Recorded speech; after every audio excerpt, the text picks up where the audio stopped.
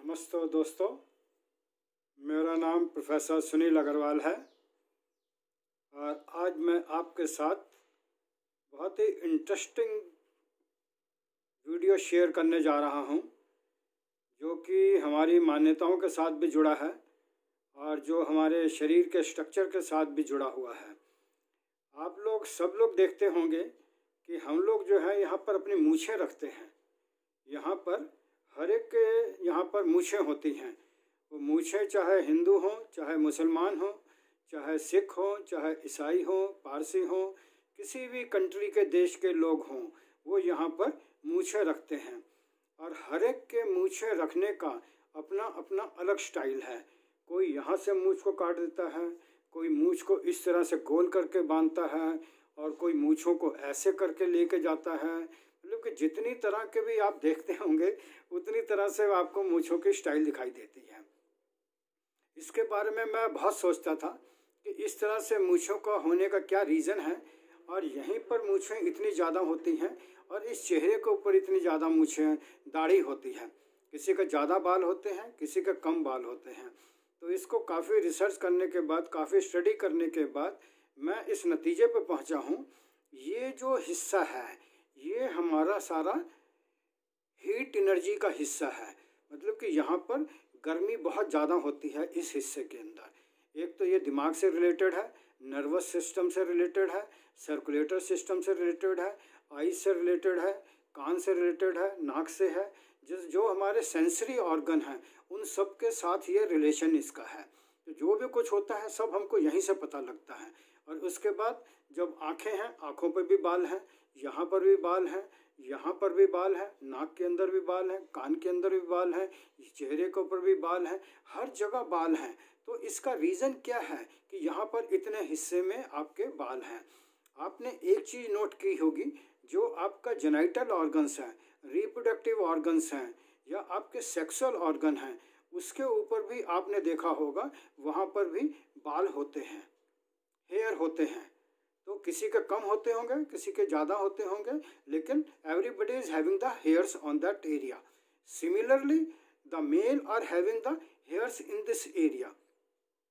Similarly those females having the hormonal issues, they are also having the मूछें होती है उनके, और sometime they have the hairs on the facial hairs. In the female they have the facial hairs.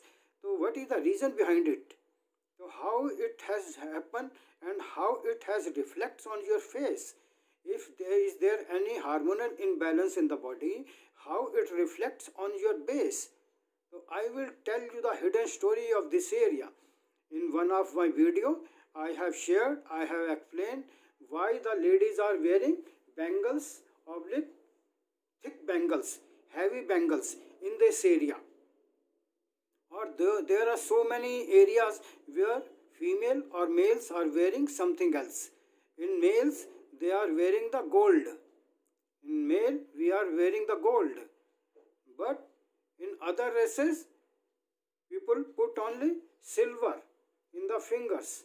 They don't put the gold in the fingers. These all are related with our autonomic system of the body, energy of the body. Today I am going to discuss with the reason of this मूछों का क्या reason है, उसके बारे में बात करना चाहता हूँ। पिछले वीडियो में मैं आपको बताया था कि यहाँ का ये वाला जो एरिया है, पार्ट है, ये लेडी के मेंस्ट्रुअल साइकिल से रिलेटेड होता है, क्योंकि ये area, this area belong to the reproductive organ, और सेक्स ऑर्गन जो है ये एरिया उसके साथ रिलेट करता है। अगर मेल में इम्पोटेंसी है, मेल में किसी तरह का भी कोई भी प्रॉब्लम है, तो मेल यहाँ पर जो है इसको प्रेशर दे के, एक्यूप्रेशर दे के, या इसके ऊपर निडल लगा के, या इसके ऊपर जो बियल मैग्नेट हमारे आते हैं, बियल मैग्नेट को आपको यहाँ पर रात को बांध के सोना है, या चक्रा मैग्नेट होता है उसको रात के यहाँ पर बांध के सोना है। तो इसके ऊपर मैं कैसे इसको ट्रीट करना है, इसके ऊपर मैं अलग से आपको वीडियो दूंगा कि आपने अपने सेक्सुअल ऑर्गन को, सेक्स पावर को, और इम्पोटेंसी को, या मेंस्ट्रुअल साइकिल को, या आपके हार्मोनल इश्यूज़ हैं उनको आपने इस एरिया से कैसे ठीक करना है। और उसके बाद एक पॉइंट यहाँ पर पर है। यहाँ पर जो हमारा पॉइंट होता है, यहाँ पर हम लोग टीका लगाते हैं या चंदन लगाते हैं, और इस पॉइंट को मैं आज्ञा चक्र बोलता हूँ।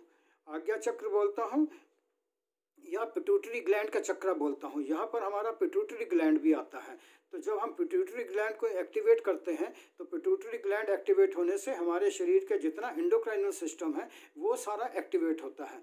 जब वो एक्टिवेट होगा तो हमारे जितने भी एंडोक्राइनल ग्लैंड्स हैं उनसे सीक्रेशन होगा। जब जितना अच्छा सीक्रेशन होगा उतनी हमारी बॉडी का इम्यून सिस्टम अच्छा होगा, उतना अच्छा हमारा हार्मोनल सिस्टम होगा, और उतना ही अच्छा हमारा एस्ट्रोजन, फीमेल के केस में एस्ट्रोजन या एंड्रोजन होगा, और मेल के केस में जो है, जो आपका जिसको वीर बोलते हैं, सीमेन बोलते हैं, या दूसरी तरह के हार्मोन बोलते हैं, वो सारे हार्मोन आपके अच्छे होंगे, मजबूत होंगे, स्ट्रांग होंगे, आप फिजिकली फिट होंगे।